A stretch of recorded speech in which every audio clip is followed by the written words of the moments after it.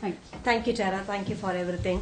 I just want to, before I start, it's not a very interesting presentation like from BIS bra study. I know that. I'm just wondering, I want to ask, how come you are getting all posh ladies with all, sexy bra? We are not getting all old people with the saggy bra on. Maybe it's a north and south, there is a difference, I think.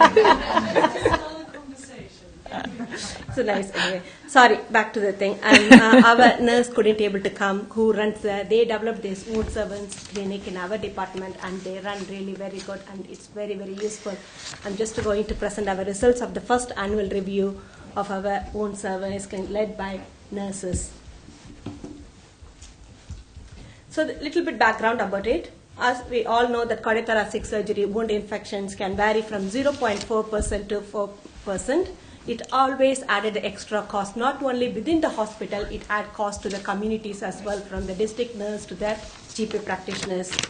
So our nurses, what they did was, it took a long time for them to implement it, making the management to understand everything. Once they done it, they implemented this wound clinic mainly to provide the continuity of the surgical care. So if the patients have any problems, they have been referred directly to our wound clinic, just written in one paper. They don't need any district nurse referral or GP referral.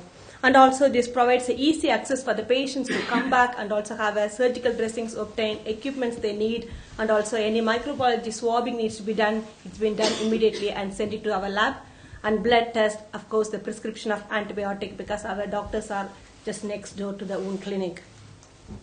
So the aim of this observational audit is to assess the incidence of how many patients are coming back with the sternal wound, leg wound, and thoracic surgery wounds. To assess how many patients attend our wound clinic, and also see what type of wounds are frequently visited, whether it's a sternal wound, leg wound, or the thoracic surgery wounds. And also the cost saving between the healthcare practitioners is being seen in the wound clinic. To assess whether this clinic is useful in long term, whether our local practice can be disseminated nationally. Methods. This was a prospective observational audit. Between January to December 2014, there were 288 patients come back. The total surgery we did was around 1,000 in that year. So total 288 patients come back with wound problems. The wound ranged from minor redness, any oozing, and maximum to major wound gapping. So our nurses have seen variety of wounds. It's not only the major wounds. So this is some examples. So you can see that one of the sternal wound patients had a major wound has been seen frequent visits to until it healed. So results. The mean age was around 65 years old. The range of patients who attended this clinic ranged from 19 to 87 years old. In total, 608 clinic visits made by these 288 patients. The mean visit per patient is 2 visits. The highest of one single patient visited is 13 visits. This pie chart shows on blue is 44 patients percentage sternal wound infection. The red color is leg wound infection, 35% percentage, and thoracic wound infection is only 9%. And the drain site infections, mainly little bit of oozing or redness, in this part is 12%.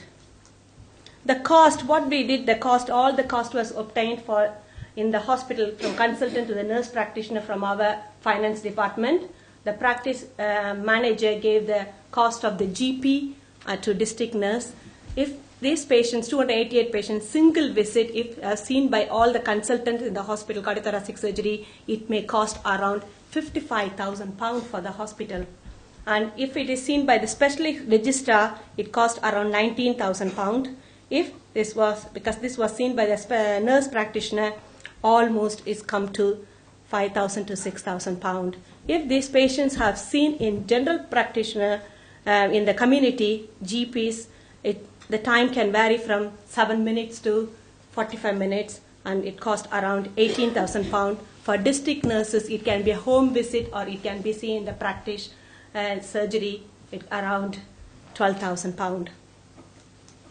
In conclusion, our wound clinic provides a continuity of surgical care and also high patient satisfaction. It provides reliable assessments and continuous monitoring of the wounds. It also reduces the pressure on the community practitioners, on hospital doctors. So our nurse wood clinic was really cost effective, which was proven in our hospital. Thank you.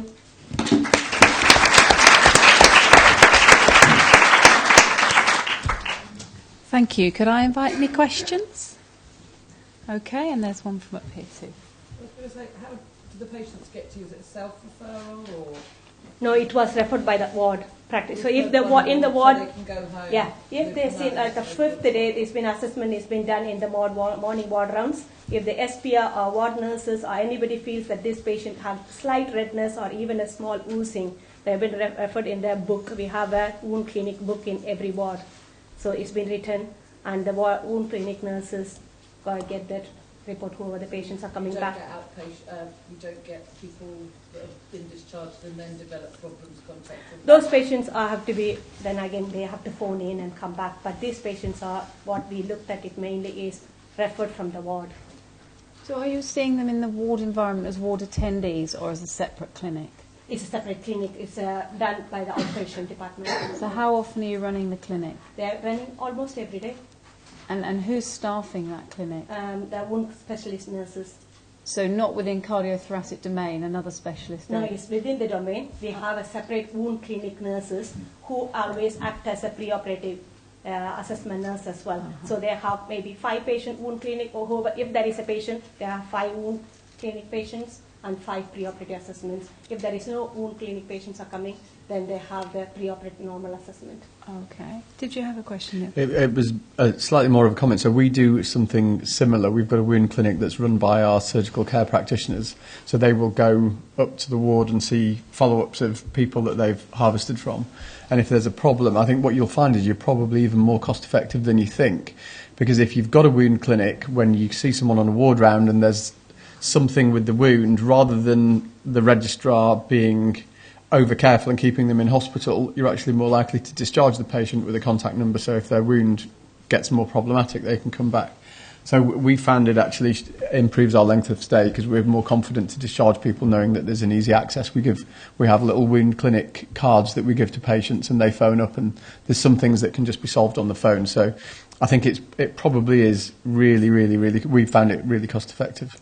Yeah, this is the same way what you are saying, but the main problem in our is surgical care practitioners are band 7, and plus we need to cover the theatres as well. We do see the wounds if the wound clinic nurse needs. I go myself and see, and my colleagues, but the problem is they can't relieve us to run a wound clinic. So from a service point of view, is it income generating for you to actually have a clinic as well? Because in terms of capturing the data for patient attendance, is that all part and parcel of income generation for the department? It is, but what they are trying to do is they are trying to cost, I don't know whether anyone in the north, they are really shortage of money, the hospitals there, so they are trying to cut down the cost of in any way they can try to do it. That's the reason. And just the data that you've given us here in terms of cost and finance, it's a sort of a sad sign, isn't it, that we have to look at that in terms of proving our case, but we are in where we are. But has there been any review from a patient satisfaction point of view? Yes, it was presented last year, that's why I didn't repeat it. Our wound clinic nurses, they presented it last year because it's 2014 data, because we were looking at it, whether what are the types of, and as we said, the PICO, or even the dressing, we want to use it, whether can we use it for what type of, whether we can use cardiac and thoracic. So that's why we did this review to see what type of patients are coming actually, and whether the use of PICO or anything to stop this type of wounds. That's the reason we looked at this review. Okay, any more questions? Gentleman over there? You mentioned about patient feedback about the dressings. Did you get any feedback about the geographical thing that you've got to cover patients coming back into hospital for review? Obviously, going to a GP will be a lot easier for the patient than necessarily in the hospital. Yeah, I think the last time they presented as well, I spoke to our wound clinic nurses. What the patients want is they don't want the GP to see, because the GP didn't know what type of wound the patient had before. If you see, I showed the pictures, from major wound to coming. So GP really didn't know, and they have 7 minutes time period. The GPs are really restricted with the time. So they don't see you for more long. So they will just write antibiotic and send you home. Then it can develop into major wound infection. That's why our wound clinic, the patients are more happier to come and see the same face again and again, our nurses, rather than going to GP and just to spend for 7 minutes. This was the patients, they wanted to come as a wound clinic. And can I just ask, is there any any of the delegates from hospitals here where you're photographing wounds before patients leave hospital? So that's why I asked, Melissa, because I knew you did. So that's the BIS people at the back there. So that's quite useful, isn't it? The photograph, to be able to have the continuity, progress development, communication, and, you know, if a patient's on holiday or something else, it's like your discharge letter, isn't it, having a photograph with you? Absolutely. We found that the report time's less likely to be predicted with infections as well. So whether it's that early trigger or improved confidence to care for their wounds, making a difference in their outcome. The benefit of coming and sharing, isn't it, all the good practice here. So, are there any more questions or points that people would like to bring up? I would like to ask one question. How often do they need to consult with a surgeon for wound complications? And are there instances in which a wound isn't assessed properly? Because I know in the Netherlands, I'm from the Netherlands, we often send people home to community care nurses, and we see them coming back with wounds that have become major problems, and that the knowledge based can be a problem. So how do you secure that, and is there a backup system, and how often is it used?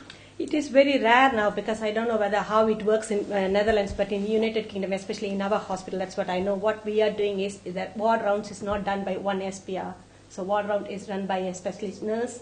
We have a SPR, we have a junior SHOs, and we have a surgical care practitioner who has helped in the case or anything. So we go as a team. So we all know this patient. Frequently we are monitoring those patients from day 1 to day 5 or something. So we know those patients very clearly. So the chances of making, if we need any surgeon's input or anything, always the surgeons are available, because the patients are coming to the clinic. So they are just called and they've been asked to come up to see. So it's very rare to have So there is a backup backup. built into the system. Excellent. Thank you. Thank you.